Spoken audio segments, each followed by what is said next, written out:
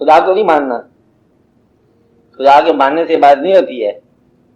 خدا کو تو بہت سارے لوگ مانتے ہیں جو مسلمان نہیں ہیں.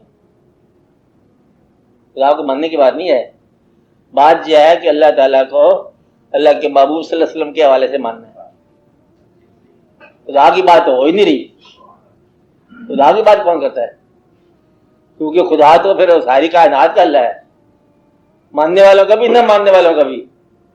وہ تو ہر ایک کو پالے گا. ہم مطلب اللہ تعالیٰ کو کیسے مانتے ہیں؟ جیسے ہمیں حضور پاک صلی اللہ علیہ وسلم نے بتایا, ایک انسان نے بتایا. ورنہ اللہ کا ڈائریکٹ ریلیشن نہیں ہے کمیونیکیشن ہمارے ساتھ. کیا مانتے ہیں کہ سورج نکالنے والا نکال رہا ہے, ڈوبنے والا ڈوب رہا ہے؟ نہ, ایسی بات نہیں ہے. کسی انسان نے بتایا, اور وہ انسان جو ہے نا ہمارے لیے حضور پاک صلی اللہ علیہ وسلم کی ذات گرامی ہے. انسان کے بتائے ہوئے اور راستے پر چلنا یہ ہمارا عبادت ہے. جانتے وہ ہیں حضور پاک اللہ کو کیسے جانتے ہیں, اللہ ان کو کیسے جانتا ہے. ہمیں جو راستہ انہوں نے بتایا ہم اس راستے پر چلنا. راستہ ہمیں اطلاع مل گئی کہ یہ بتایا. اسی تحقیق کی بات نہیں ہے کہ ہم خدا کو مانتے تھے بازی کیا نا. اگر ہم اسلام کو مانتے ہیں, حضور پاک صلی اللہ علیہ وسلم کو پیغمبر اپنے زبان مانتے ہیں, تو جو آپ نے فرمایا اس پر چلنا ہے. سانسی بات ہے.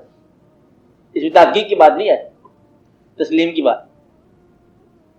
تحقیق تو یہ دنیا کی کرو جس کو تم تسلیم کرتے ہو. اللہ کی تحقیق نہیں کرنی تو اللہ آپ کی تحقیق سے باہر ہے. خالق اور مخلوق کا تحقیق کرے گی اس کو. اس لیے وہاں خالق کو تسلیم کرو. اس نے کہا کہ یہ بات کر دو, یہ آپ ایسا واقعہ کر دو, بس کر دو. باقی تحقیق کے لیے تھوڑا شعبہ ہے. کائنات کو دیکھو, اب جب اور قریب ہو جاؤ گے پھر تمہیں پتہ چل جائے گا کہ واقعہ کیا ہے. کائنات کو دیکھو, غور سے دیکھو. اللہ کہتا ہے اس میں کوئی تمہیں نقص نظر ہے, دوبارہ آپ اٹھا کے دیکھ. پھر تو اپنی لٹل نچ کو دیکھ, آپ کتنا چھوٹے انسان ہو اور میں کتنی بڑی مطلب بے ثبوت لے کے بیٹھا ہوں. یہ کائنات کے تخلیق کرنے کا دعویٰ میرا ہے, اللہ تعالیٰ فرماتا ہے. یا تو تم بتاؤ کہ تمہارا دعویٰ ہو, ہمارا تو نہیں ہے. پھر جب اسی کا دعویٰ ہے یہ ثبوت ہو چکا ہے, یا تو دو خدا ہوں گے یا بہت سارے خدا ہوں گے.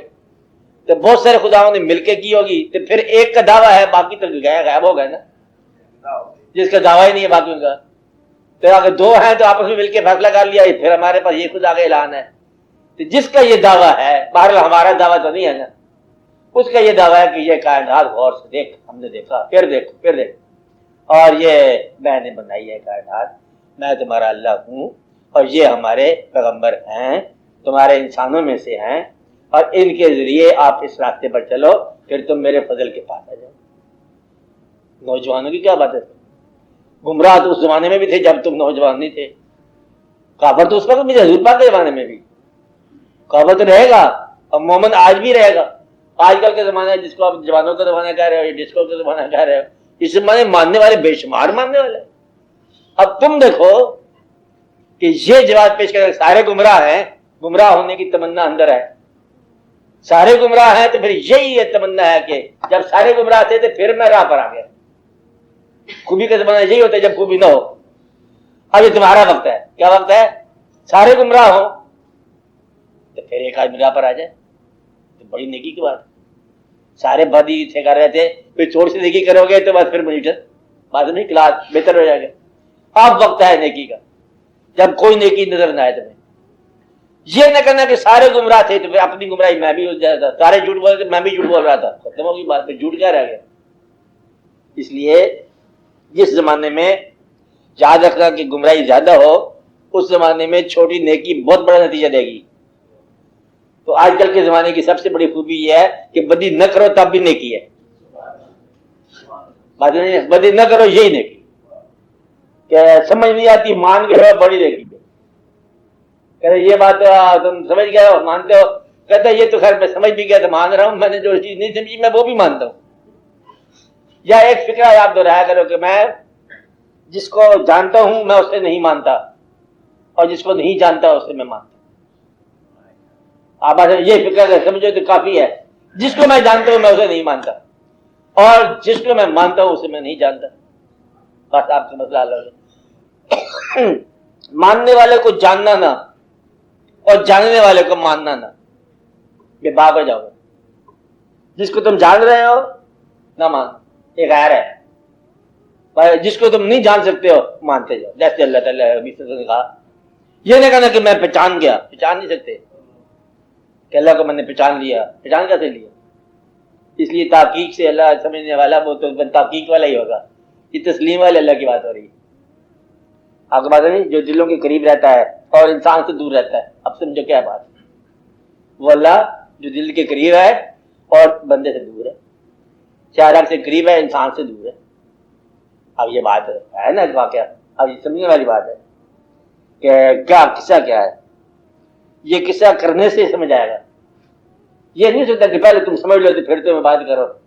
یہ مہربانی نہیں ہے سجا. اس لیے پہلے کرو پھر خود بخود سمجھ آتی جائے گی. جیسے فرمایا یہ پیغمبروں سے اعتماد سیکھا کرو کہ پیغمبروں کے ساتھ سخت واقعہ بھی آیا، مشکل زمانے بھی آئے، لیکن کسی پیغمبر نے نہ مایوسی کی نہ بد دلی کی.